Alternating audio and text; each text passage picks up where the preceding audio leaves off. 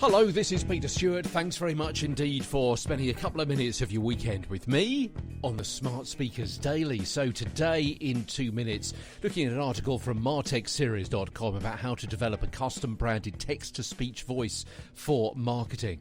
Because as brands explore how voice can engage audiences at various steps of their buying journey, there's a list of 3 things, according to this article from Niclas Bergstrom, that they should be considering. And number 1 is the benefits of branded voice.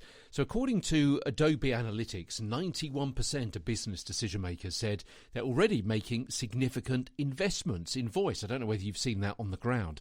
And 94% said they plan to increase their investment in the next year. The pandemic may have hastened that, may have slowed it down in some areas purely because people haven't perhaps been able to meet up with each other, share designs and brainstorm in quite the same way as they might have been able to before. But with so many organisations buying into the voice solution quite literally, it's important for brands to find ways to stand out. So this is what we're talking about when we talk about a branded voice, because many companies are starting their voice journeys by building voice assistants or by using the voice assistants which are built in to smart speakers already. Now, obviously, that's a really simple way to deploy voice into your marketing mix, but it's not necessarily the most effective way to engage audiences, because there's that uniform sound of the assistant's voice which can make it difficult for customers to distinguish between the brand of the assistant and the brand of you. It's what we say on the 28-day flash briefing, isn't it? That you should have a human voice reading out your flash briefing rather than the voice of, say, Lexi, because that reduces brand recognition and that possibly will lead to a drop in profits as well.